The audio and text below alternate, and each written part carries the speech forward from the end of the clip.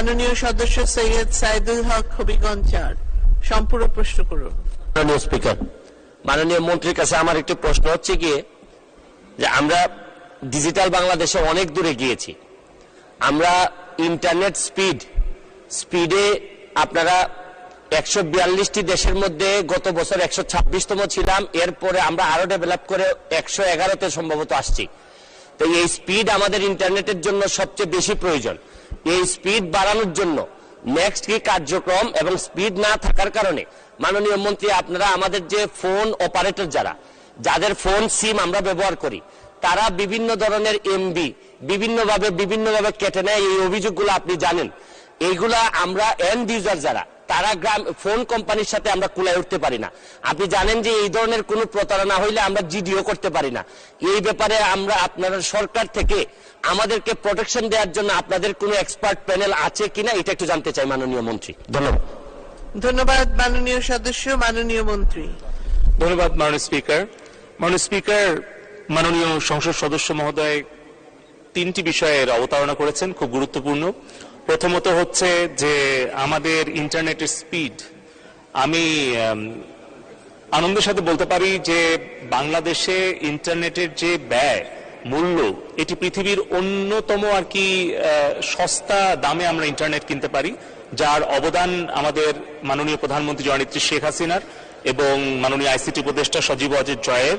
কারণ আজ থেকে 15 বছর আগে বাংলাদেশে ইন্টারনেট ব্যবহারকারীর সংখ্যা ছিল মাত্র 50 লাখ মাননীয় স্পিকার, এবং তখন ইন্টারনেট পার এমবিপিএস এর দাম ছিল 85,000 টাকা, এবং ঢাকার বাইরে কোনো ব্রডব্যান্ড কানেক্টিভিটি ছিল না।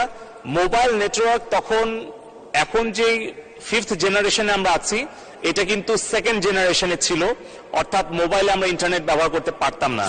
সেইখান থেকে কিন্তু এখন ইন্টারনেট আমরা পার এমবিপিএস 50 টাকায় নামিয়ে আনতে পেরেছি, এবং বাংলাদেশে ইন্টারনেট ব্যবহারকারীর সংখ্যা 13 কোটিতে উন্নীত করতে পেরেছি, এবং ঢাকা থেকে বিভাগ, জেলা, উপজেলা হয়ে এখন ইউনিয়ন, এমনকি আপনি যদি প্রত্যন্ত চর কিংবা দ্বীপ কিংবা পাহাড় যেখানেই যান, বাংলাদেশের 98% ভূখণ্ড এখন 4th জেনারেশন মোবাইল নেটওয়ার্ক আওতায় এসছে। এখন 19 কোটি সিম ব্যবহারকারী। কিন্তু এই যে মোবাইল ফোনের যে বিপ্লব, ইন্টারনেট ব্যবহারের যে বিপ্লব, এটি কিন্তু সম্ভব হয়েছে মাননীয় প্রধানমন্ত্রী জননেত্রী শেখ হাসিনার দূরদর্শী নেতৃত্বের ফলে। 2008 সালে যখন ডিজিটাল বাংলাদেশের ঘোষণা দেওয়া হয়, তখন কিন্তু এই মোবাইল ব্যবহারকারীর সংখ্যা, ইন্টারনেট ব্যবহারকারীর সংখ্যা অত্যন্ত নগণ্য ছিল।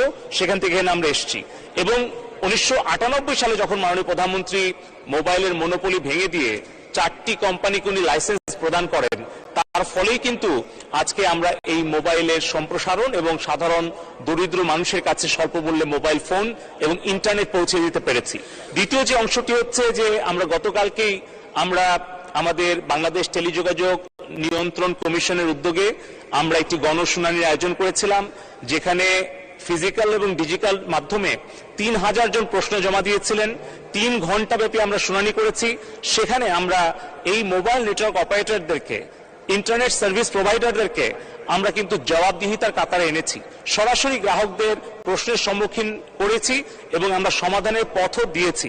এবং তৃতীয়ত যেটা আমি বলবো, যে আমাদের যে ভবিষ্যতে যে পরিকল্পনা, সেখানে অবশ্যই যে কোনো গ্রাহক, তিনি সংসদ সদস্য হন অথবা সাধারণ একজন নাগরিক হন, কৃষক হন, শ্রমিক হন, তারা যদি আমাদের বিটিআরসিতে অভিযোগ করেন, তাহলে সেই মোবাইল নেটওয়ার্ক অপারেটর কিংবা ইন্টারনেট সার্ভিস প্রোভাইডার যত প্রভাবশালী, যত বড় কোম্পানি হোক, তাদেরকে আমরা আর্থিকভাবে ফাইন করব, তাদেরকে আমরা আইনের আওতায় আনবো, এবং আমাদের সেই আইটি অডিট টিম রয়েছে, ফাইন্যান্সিয়াল অডিট টিম রয়েছে।